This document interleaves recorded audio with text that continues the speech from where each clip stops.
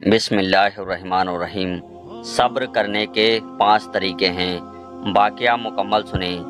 نفس کو دین کی بات پر پابند رکھنا اور دین کے خلاف اس سے کوئی کام نہ ہونے دینا، اس کو صبر کہتے ہیں، اور اس کے کئی طریقے ہیں۔ نمبر 1 کی آدمی چین اور امن کی حالت میں ہو، اللہ تعالیٰ نے صحت دی ہو، مال دولت عزت آبرو نوکر چاکر مال اولاد گھر بار دیا ہو، ایسے وقت کا صبر یہ ہے کہ دماغ خراب نہ ہو، اللہ تعالیٰ کو نہ بھول جائے اور غریبوں کو حقیر نہ سمجھنے لگے، لہٰذا غریبوں کے ساتھ نرمی اور اچھے اخلاق سے پیش آئے اور غریبوں کی مدد کرتا رہے۔ نمبر 2 عبادت کا وقت ہو اور نفس سستی کرتا ہو، جیسے نماز کے لیے اٹھنے میں دیر کرتا ہو یا زکوٰۃ خیرات دینے میں نفس کنجوسی کرتا ہو، ایسے موقعوں میں 3 طرح کا صبر ہوتا ہے۔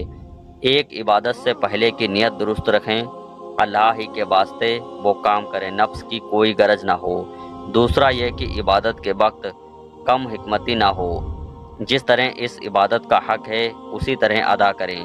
تیسرا یہ کہ عبادت کے بعد اس کو کسی سے روبرو ذکر نہ کریں۔ نمبر 3 گناہ کرتے وقت کا صبر یہ ہے کہ نفس کو گناہ سے روکیں، اگر گناہ ہو جائے تو فوراً توبہ کریں۔ نمبر 4 تمہیں کوئی تکلیف پہنچ جائے، برا بھلا کہیں، اس وقت کا صبر یہ ہے کہ بدلہ نہ لیں، خاموش ہو جائیں۔ نمبر 5 مصیبت اور بیماری کے وقت نقصان یا کسی عزیز و قریبی رشتہ دار کا انتقال ہو جائے، اس وقت کا صبر یہ ہے کہ زبان سے کوئی ایسی بات نہ کہیں جو دین کے خلاف ہو، بیان کر کے نہ روئیں۔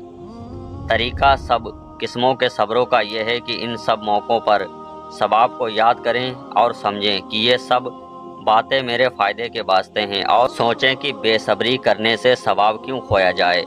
صبر کا ثواب بے حساب ہے، صبر کرنے والوں کے ساتھ اللہ ہے۔ اللہ تعالیٰ فرماتے ہیں، جب میں اپنے کسی مسلمان بندے یا بندی کی پیاری سی جان لیتا ہوں، پھر وہ بندہ یا بندی حکم سمجھ کر صبر کرے، اور میرے پاس ان بندے اور بندی کے لیے جنت کے سوائے اور کوئی بدلہ نہیں۔ اور جب کسی کا بچہ مر جاتا ہے تو اللہ تعالیٰ فرشتوں سے فرماتے ہیں کہ تم نے میری بندی کے بچے کی جان لے لی ہے، وہ کہتے ہیں ہاں، پھر فرماتا ہے کہ تم نے اس کے دل کا پھل لے لیا، وہ کہتے ہیں ہاں، پھر فرماتا ہے اس سے ان کے دلوں کو صدمہ پہنچا، وہ کہتے ہیں ہاں، پھر فرماتا ہے کہ یہ میرا بندہ اور بندی کیا کہتے ہیں؟ فرشتے جواب دیتے ہیں کہ وہ آپ کی تعریف کرتے ہیں اور آپ کے حکم میں راضی ہیں، اور یوں کہتے ہیں انا للہ و انا الیہ راجعون۔ پھر اللہ تعالیٰ فرماتا ہے یہ فرشتے دعوے دار بندوں کے لیے جنت میں ایک محل بنا دو، اور اس کا بیت الحمد ہمارے دیے ہوئے غم پر ہماری تعریف اور صبر کرنے والوں کا گھر ہے۔ فائدہ مسلمان بھائیوں اور بہنوں، دنیا کی اس جیل خانے میں چاہے جان یا صدمہ پہنچ جائے یا مال کا، سب میں گناہ معاف ہوتے ہیں، درجات بلند ہوتے ہیں، اور صبر کرنے سے اللہ تعالیٰ خوش ہوتا ہے اور بے شمار ثواب ملتا ہے۔ ہر حالت میں اللہ تعالیٰ کے حق میں راضی رہنا چاہیے۔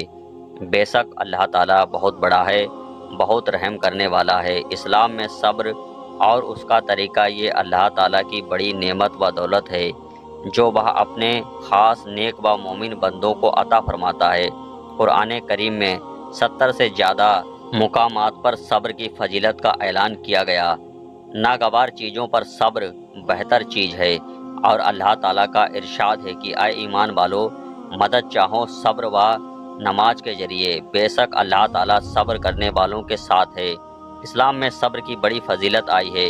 اللہ کا کوئی کام بے مقصد نہیں ہوتا، ہم صبر سے کام لیتے ہیں تو وہ ہم سے خوش ہوگا اور آخرت میں اچھے سے اچھا بدلہ بھی دے گا، اور یہ بات انہی کا نصیب ہوتا ہے جو بڑے صاحب نصیب ہیں۔